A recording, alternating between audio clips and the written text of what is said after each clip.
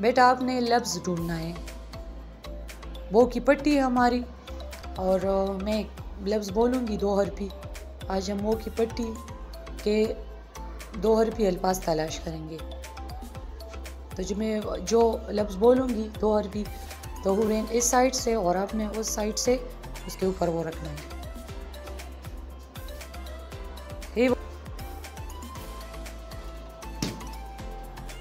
टीओटो,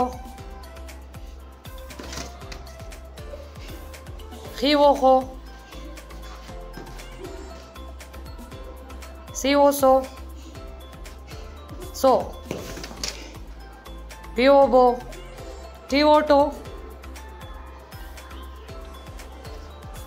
सीवोसो, टीओटो, सीओसो, खीवोखो, सीवोसो,